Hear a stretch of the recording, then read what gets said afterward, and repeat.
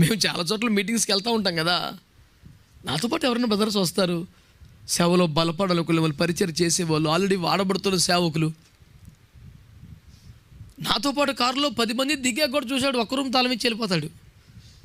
వీళ్ళందరూ ఎక్కడ ఉంటారు అడిగి, అమ్మా సార్ మేము పిలిచాము వీళ్ళందరినీ, నేను ఒక్కరిని నమ్మను, మేము 3 రూమ్లు ఎక్కడ దిగేస్తాం నీకు అంచగా అయ్యారు మీ రూమ్ అండి అని చెప్పి అర్జెంట్కి వెళ్ళిపోతాడు. ఎందుకని వీళ్ళందరినీ సంగతి ఎందుకు వచ్చింది చావు మాకని. మేము యుద్ధమును సిద్ధపడి సేవకి వెళ్ళిన వాళ్ళం కదా, వాటర్ బాటిల్ దిండెట్టుకుని తిరిగే వాళ్ళం కాదు, కత్తులు కటార్లు వేసుకొని యేసు రక్తం వేద్యం సర్వాంగ కవచంతో సేవకి వెళ్ళే వాళ్ళం కనుక, సరే బ్రదర్ మీరు వెళ్ళండి అని నిమిషాల్లో మా ఏర్పాట్లు మేము చేసుకొని, నా తోచిన బిడ్డలందరికీ రూమ్స్ బుక్ చేసుకొని ఆ పరిచయలో పాలు పొంది సైలెంట్గా వచ్చేస్తాం. 2 రోజులు 3 రోజులు మేము హోటల్లో ఉంటే వస్తాడు, 3-4 రూమ్స్ చూస్తాడు, వెళ్ళిపోయేటప్పుడు అన్ని రూమ్స్ ఖాళీ చేస్తున్నాయి ఇక్కడ చూస్తాడు. భక్తుడు ఏమి నీరు ఇసుకో ఎవడు దమ్మన్నాడు వెళ్ళని అన్నట్టు, నా ఇంకా నువ్వు ఒక్కడవే నా బాధ్యత అన్నట్టు ఏమి సంబంధం లేకుండా చూస్తుంటాడు.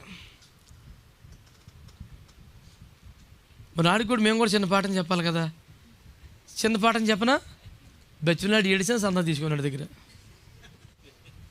ఎందుకు నాన్న, నాకు డబ్బులు ఎందుకు నాన్న, దేవుడు నాకు ఇచ్చాడు, చక్కని ప్రేమించే సంఘం నాకు ఉంది, నన్ను సొంత తండ్రిలాగా చూసుకుంటారు.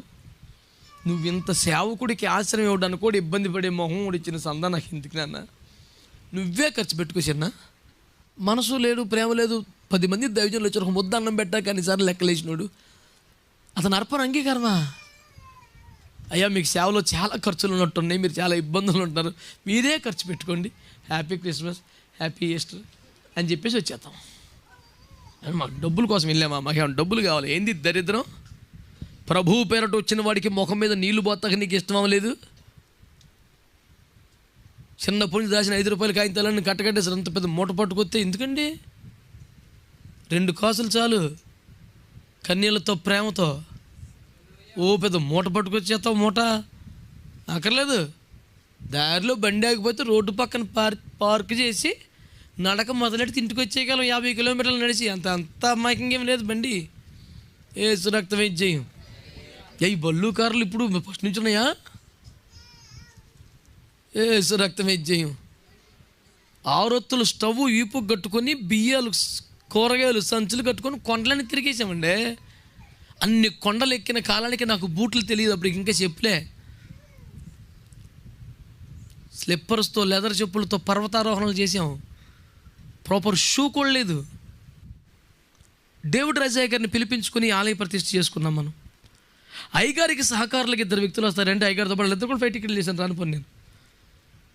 ఆ తమ్ముడు అన్న ఎందుకు లేనా మీకు, ఏం కాదు తమ్ముడు, అది భాగ్యం, ఆ దైవజనుడు క్షేమంగా మా దగ్గర రావాలి, దానికోసం మాకు ఏదైనా రెడీ.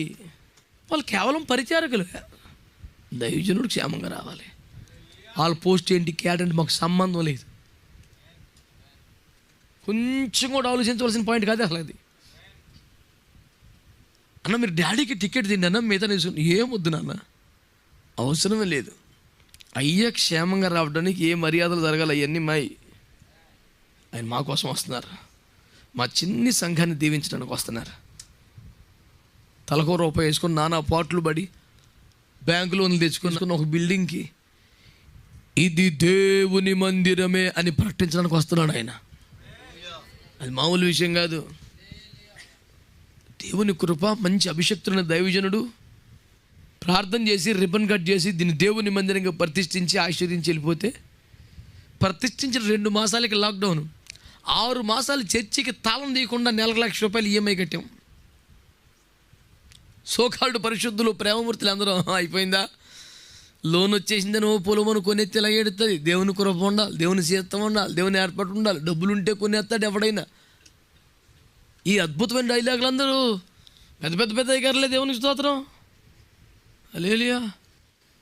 రిబ్బన్ కట్ చేసిన తర్వాత 6 మాసాలు తాళం వేసి పెట్టినా, 2 సంవత్సరాల లోపు మందిరం 2 సార్లు ఎక్స్టెండ్ చేయవలసి వచ్చి ఒక చోట కూర్చోబెట్టలేక 2 ముక్కలు చేసి సంఘానికి పొద్దున్న సగం మందిని సాయంత్రం సగం మందిని కూర్చోబెడుతున్నాం.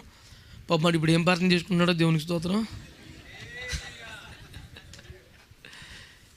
యేసయ్య కృప, అభిషక్తుల పట్ల మనకు గౌరవం, మర్యాద, భక్తి, భయం ఏడితే కృపలాగా ఉంటుంది. గలిలయలోని కానా వివాహంలో యేసును ఆయన శిష్యులను పిలువబడిరి. యేసు మాత్రమే కాదు, యేసుతో పాటు ఆయన శిష్యులు.